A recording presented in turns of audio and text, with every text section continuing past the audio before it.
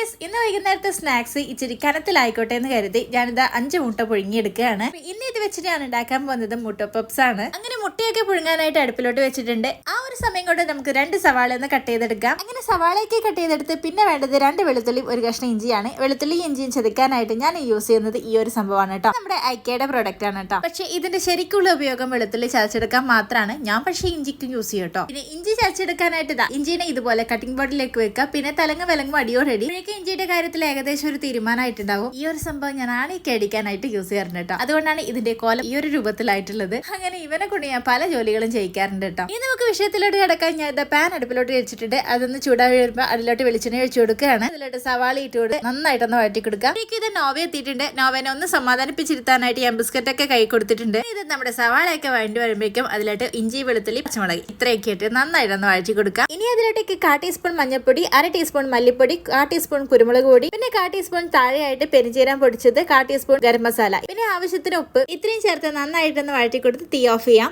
പിന്നെ ഇത് നമ്മുടെ പപ്സിന്റെ പാറ്റി എടുക്കുക. അതിലോട്ടേക്ക് നമ്മൾ ഉണ്ടാക്കി വെച്ച മസാല ഇട്ട് കൊടുക്കുക. കട്ട് ചെയ്ത മുട്ട ഇതുപോലെ കുരുമുളകിൽ മുക്കിയിട്ട് അതിന്റെ മുകളിലായിട്ട് വെച്ച് കൊടുക്കുക. പിന്നെ ഇതാ ഇതുപോലെ ഒന്ന് മടക്കി കൊടുക്കുക. ഇനി അതിന്റെ മുകളിലായിട്ട് മുട്ട വെച്ചിട്ട് ഇതുപോലെ ഒന്ന് ബ്രഷ് ചെയ്ത് കൊടുക്കുക. എന്താ പ്രീ ഹീറ്റ് ചെയ്ത ഓവനിലോ എയർ ഫ്രയറിലോ 180 ഡിഗ്രിയിൽ 20 to 25 മിനിറ്റ് വരെ കുക്ക് ചെയ്തെടുക്കുക. ഇത് നമ്മുടെ പപ്സ് ഇവിടെ റെഡി ആയിട്ടുണ്ട്. വീഡിയോ ഇഷ്ടപ്പെട്ട ലൈക്ക് ആൻഡ് സബ്സ്ക്രൈബ് ചെയ്യാൻ മറക്കട്ടെ. Tata bye bye, see U.